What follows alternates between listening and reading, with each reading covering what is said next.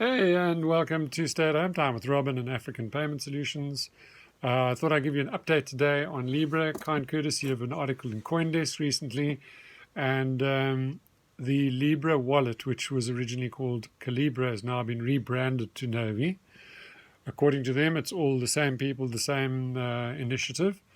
So this would be the first wallet that would hold the various digital currencies associated with Libra when the Facebook initiative goes live.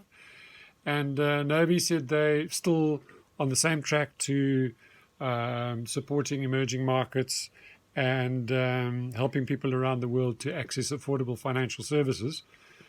The digital wallet will operate as a standalone app, and it'll provide interoperability with, for example, the social messaging apps Messenger and WhatsApp.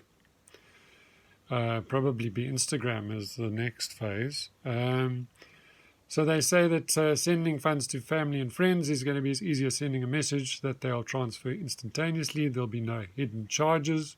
But they didn't give any detail on what the transaction fees may be.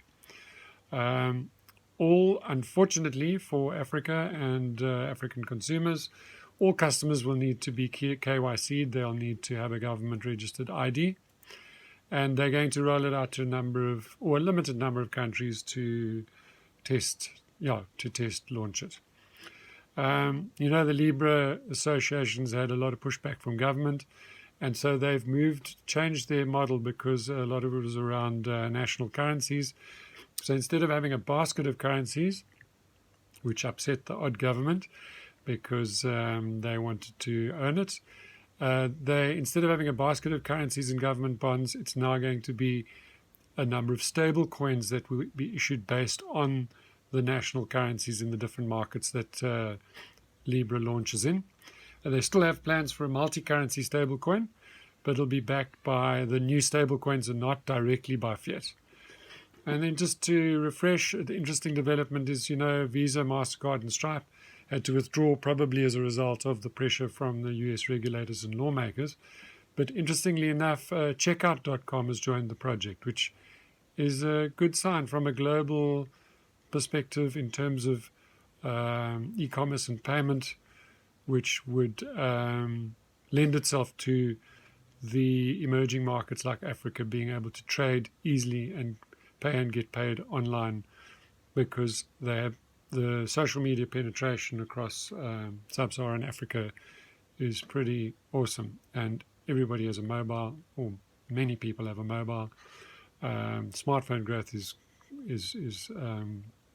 smartphone penetration is growing like crazy, so it really suits it very well. So it's a pity it's held back by the government IDs, because I think that's going to take a little longer than we would like to. But yes, there's an update for you. I hope that's interesting. That's keeping our multinational e-commerce companies up abreast of the payments developments across the continent. And this would certainly be a pretty spectacular one. Although centralized, it will create an amazing amount of financial inclusion and shelter the African consumers from the volatility of currencies and countries and politics and so on.